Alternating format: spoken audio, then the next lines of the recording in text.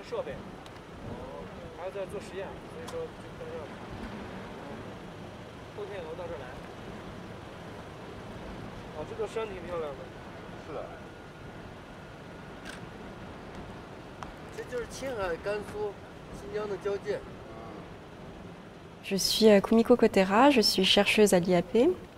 Je suis aujourd'hui très impliquée dans un projet de détection de neutrinos de très haute énergie, de ultra haute énergie, avec donc un projet qui s'appelle GRANT, comme Giant Radio Array for Neutrino Detection. Et c'est un projet qui peut paraître assez fou parce qu'on a l'intention de déployer des antennes radio sur 200 000 km², tous les kilomètres carrés. Un projet qui peut-être se ferait en Chine et sur lequel donc, oui, là on est en train de travailler sur la technique, l'aspect technologique.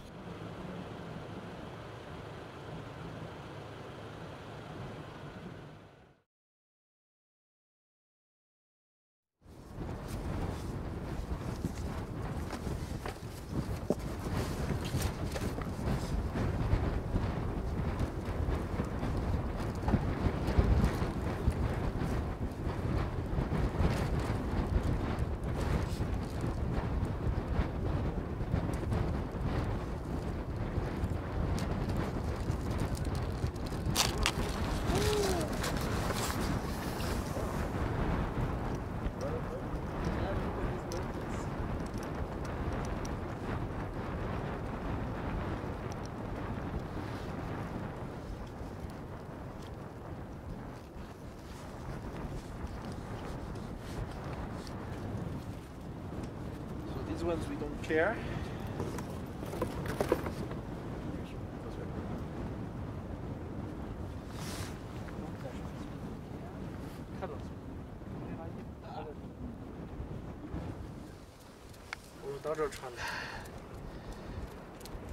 Ah, 怎么样？舒服吗？肯定是一般吧。没想穿这个太厚的鞋子。Tu veux que je visse? Non, ça va.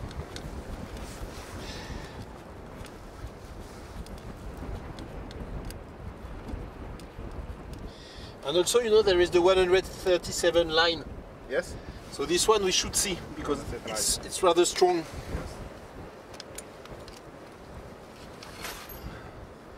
So, black. Yes. Black is black and red is red. Là. So t'es branché de l'autre côté, hein? Oui. Ah ouais. Ok. Là on est bien. Attends, je vérifie que c'est le bon fil. Ouais. Ok. Bon, là je suis bien. Bon, normalement ça va s'allumer rouge. Non, Non? c'était vert.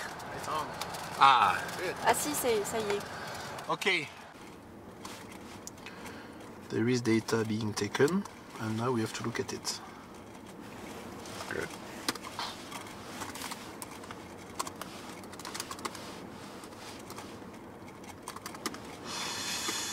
Non. Ok. Python 3. Let's run 4, I said? 4 or 5? No, 5. Ready? Yeah. You scared? Yes. Oh shit! Donc ça, c'est des enregistrements qu'on appelle minimum bias, c'est-à-dire qu'on fait du déclenchement automatique sur les signaux pour enregistrer le tout venant, pour voir la qualité moyenne du signal. Et alors il y a une bonne nouvelle, une mauvaise nouvelle. Je commence par laquelle tu préfères quoi? La bonne, c'est qu'il n'y a pas apparemment il n'y a pas d'impulsion, il n'y a pas de signaux transitoires nets, violents. Donc ça veut dire que l'environnement est assez calme. Par contre, l'impression que j'ai, c'est que la ligne de base, qui est en fait le niveau de la ligne de base, donc la tension en gros moyenne du signal, elle est plus élevée que ce qu'on a mesuré à Ulastai, qui est le site de référence dans le Xinjiang. Donc ce qui voudrait dire que le niveau de bruit moyen est plus élevé. Bon, après ça c'est préliminaire. Il faut enregistrer plus de signaux.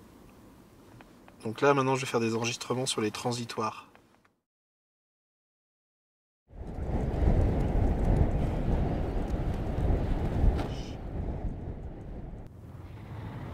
With Grand Proto 300, we are aiming at solving one of the biggest mysteries in astrophysics, which is the origin of high-energy cosmic rays and ultra-high-energy cosmic rays. And with Grand Proto 300, we're going to look at a very interesting energy range, not the very highest energy range as many experiments focus on, but on the energy range between 10 to the 16.5 to 10 to the 18 electron volts, which is where a transition should be happening between a galactic origin of cosmic rays and an extragalactic origin.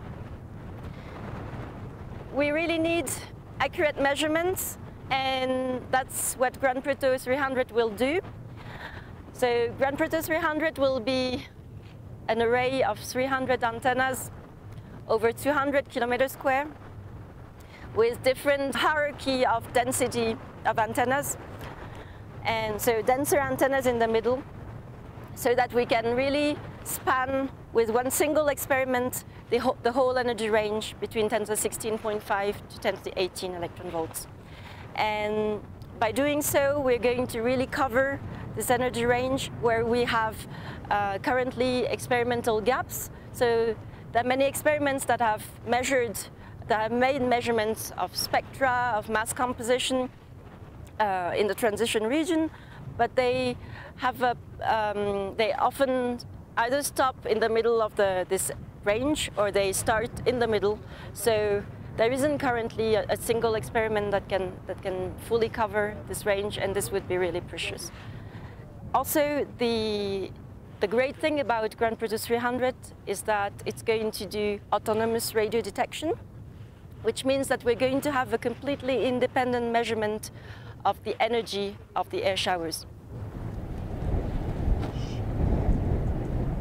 Which direction? The Y along east-west. Okay. En fait, le problème de la radio qu'on a, nous ce qu'on essaie de faire sur la radiodétection autonome, c'est il y a toujours un environnement, même dans un coin comme ça, qui est complètement perdu. Il va toujours y avoir un gros niveau de bruit de fond. Donc le bruit de fond, c'est pour nous ce qu'on appelle le bruit de fond. C'est n'importe quel générateur de signal radio transitoire. Parce que nous, ce qu'on cherche à détecter, c'est des signaux transitoires. Par opposition aux signaux stationnaires, comme par exemple, je sais pas, un émetteur d'une onde sinusoïdale à une fréquence donnée. Nous, ce qui nous gêne vraiment, c'est les petites impulsions courtes. Donc quand je dis courtes, c'est quelques centaines de nanosecondes, qui vont déclencher l'acquisition des antennes. Et notre gros problème, c'est donc que, où qu'on soit, en fait, même dans ce coin-là, donc, ces événements de bruit de fond, ils sont beaucoup plus nombreux que ceux qui sont générés par les gerbes atmosphériques, donc le signal qu'on cherche. Donc c'est vraiment l'image de l'aiguille dans la botte de foin. Et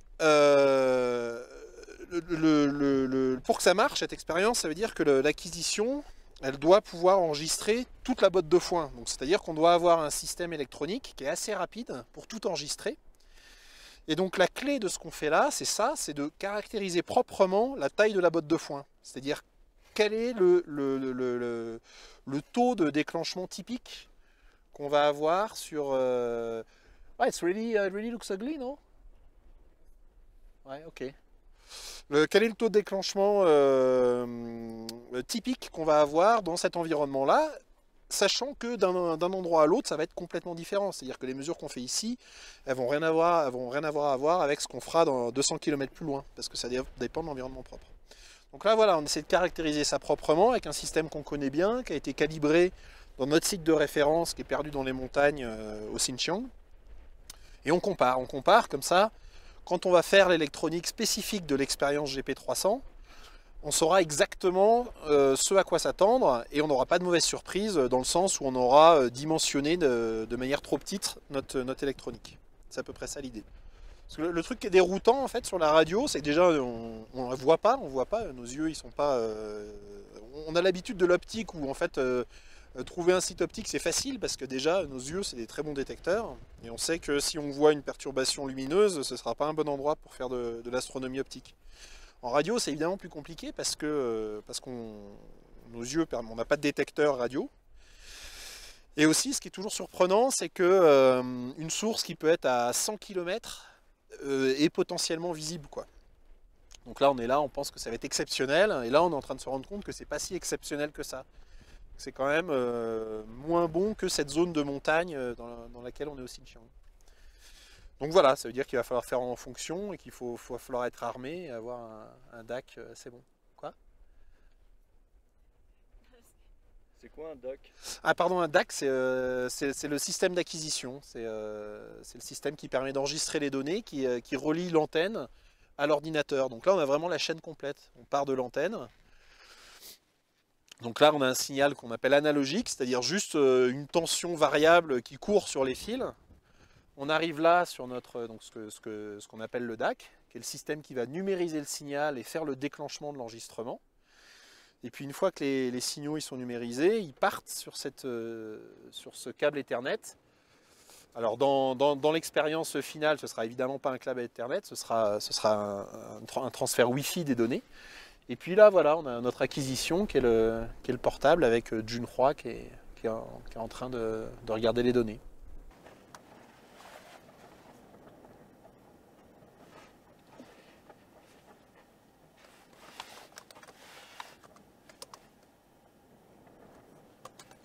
Oliver, no response.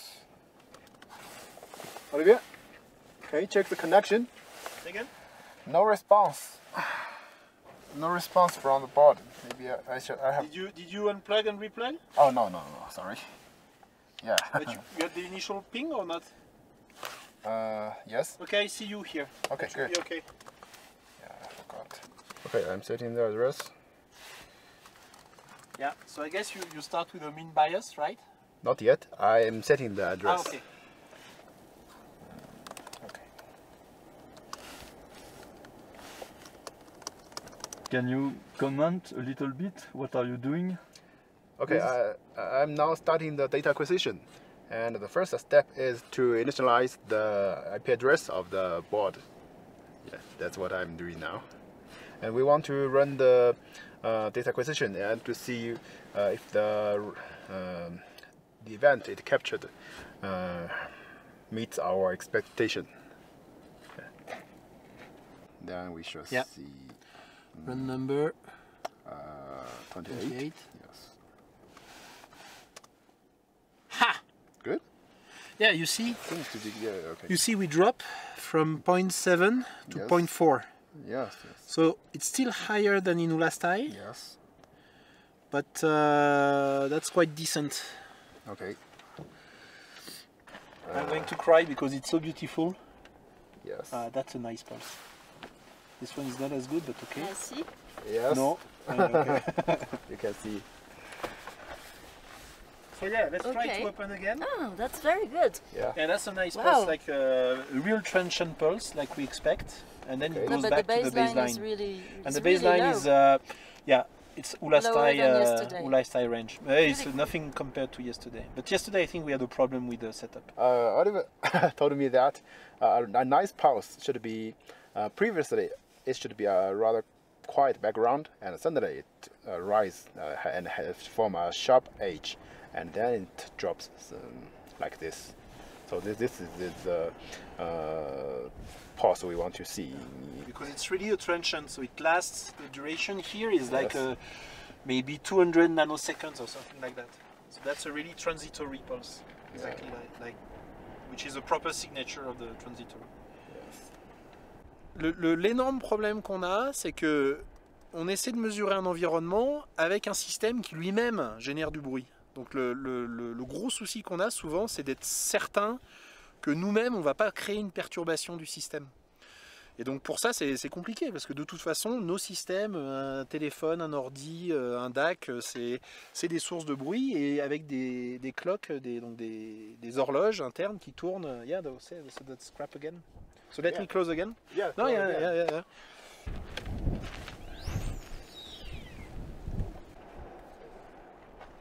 Donc en fait on est là, on dit ah ben non en fait le site est quand même assez bruyant, mais non c'est pas le site qui est bruyant, c'est notre DAC qui est ouvert quoi. Quiet, Ha! That's really cool. So what I propose is we run like this for 10 minutes or 15, Okay. and then probably it's going to be time to head back home, right? Yeah, good. Yeah, it's already 6:30.